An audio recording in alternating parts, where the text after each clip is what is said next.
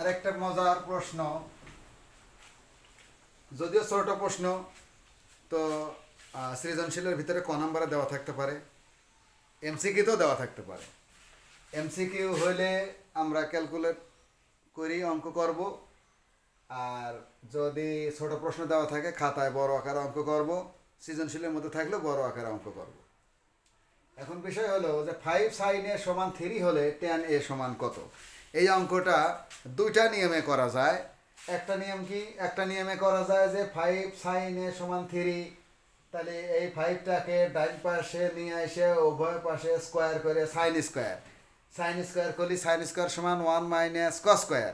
cos square আসলে cos স্কোয়ারটাকে ঠিক রেখে আবার যোগ বিয়োগ করবো ডাইন পাশে করে উভয় পক্ষে রুট করে কসের মান আনবো, আর সাইনের মান তো দেওয়াই আছে, তাহলে সাইন আর কস, টেন মানে সাইন ভাগ কস।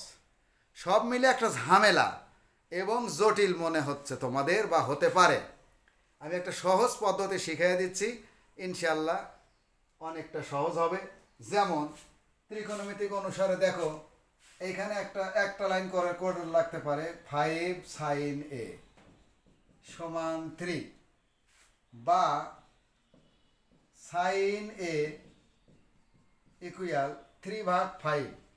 কিভাবে 3/5? 5 sin a সমান 3, 5 sin a সমান 3, তাহলে sin a সমান 3/5 কিভাবে? এই যে এখানে গুণন আছে, এই পাশে গেলে ভাগ, বাস এটা কিন্তু কাজে লাগবে। এটা আপাতত রেখে দিলাম। এখন আমি একটা চিত্র আঁকাইতেছি, দেখো এই একটা ডাইনে একটা চিত্র আঁকাইলাম, এটার নাম দিলাম এ, এটার নাম দিলাম বি, এটার নাম দিলাম সি। এটা কিন্তু 90 ডিগ্রি কোণ। এখন এটাকে বলে লম্ব, এটাকে কি বলে? লম্ব। এটা অতিভুজ, এটা ভূমি। সমকোণী ত্রিভুজের এই 90 ডিগ্রি কোণকে সমকোণ বলে, আর এই যে ত্রিভুজের মধ্যে 90 ডিগ্রি কোণ উপস্থিত তাকে কিন্তু সমকোণী ত্রিভুজ বলে। তো এই ত্রিভুজটায় খেয়াল করি আমরা, সাইন মানে কি? লম্ব ভাগ অতিভুজ। সাইন মানে কি? লম্ব ভাগ অতিভুজ। তাহলে কারণ কি আমরা এমনি জানি, সাগরে লবণ অতি, সাগর মানে কি? সাইন, লবণ মানে কি? লম্ব, অতি মানে কি? অতিভুজ। তাহলে সাইন আমাদের আছে লম্ব ভাগ অতিভুজ, তাহলে 5টা কি? অতিভুজ, 3টা কি? লম্ব। বাস, তাহলে আমাদের সোজা হয়ে গেল। কি সোজা হয়ে গেল? যে লম্ব আমরা জানলাম 3, অতিভুজ জানলাম 5। এখন আমরা বিজ্ঞানী পিথাগোরাস একটি সূত্র প্রমাণ করে গেছে সমকোণী ত্রিভুজ দিয়ে। কি প্রমাণ করছে বিজ্ঞানী পিথাগোরাস? মনে আছে কারো? বিজ্ঞানী পিথাগোরাস প্রমাণ করছে, হ্যাঁ, কোনো সমকোণী ত্রিভুজ যদি এইভাবে হয় তাহলে এই অতিভুজ স্কয়ার সমান লম্ব স্কয়ার প্লাস ভূমি স্কয়ার। বিজ্ঞানী পিথাগোরাস কিন্তু প্রমাণ করে গেছে কি? অতিভুজ স্কয়ার সমান লম্ব স্কয়ার প্লাস ভূমি স্কয়ার। তাহলে আমরা অত বড় কথা লিখলাম না, বিজ্ঞানী পিথাগোরাস কি বলে গেছে না গেছে ওগুলো আমরা বলবো না, না বলে ডাইরেক্ট লিখবো লম্ব স্কয়ার, অতিভুজ স্কয়ার সমান লম্ব স্কয়ার প্লাস ভূমি স্কয়ার। তাহলে অতিভুজ কি আমরা এখানে বের করি, অতিভুজ এসি স্কয়ার সমান লম্ব এ বি স্কয়ার প্লাস ভূমি বিসি স্কয়ার।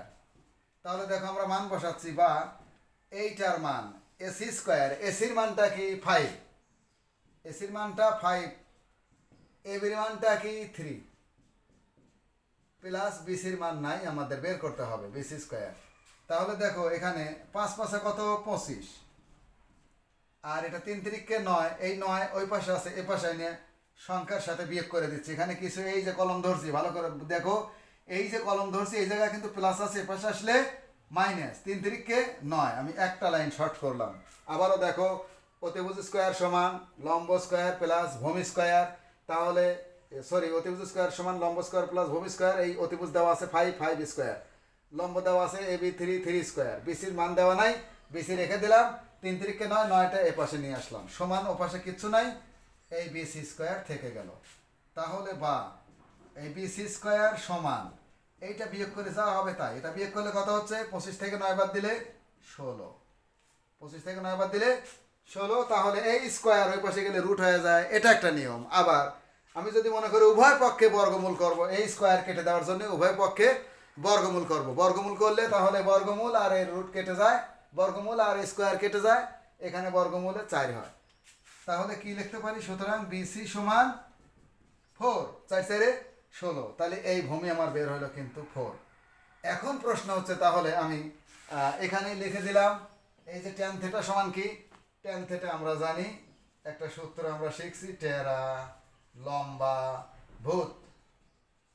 মানে এটা মানে কি? টেরা মানে কি? ট্যান। লম্বা মানে কি? লম্ব। লম্ব ভাগ ভূমি। লম্ব কত? 3, ভূমি কত? 4। তাহলে ট্যান থিটা সমান 3/4। বুঝতে পারছো সবাই? এইটা ছোট শর্টকাট নিয়ম এবং তোমাদের জন্য বোঝার সুবিধার্থে করে দিলাম। আর একটা নিয়ম করা যায়, আগেই বলছি, এখানে স্কোয়ার করে ওইটা অনেক বড় হবে। ধন্যবাদ।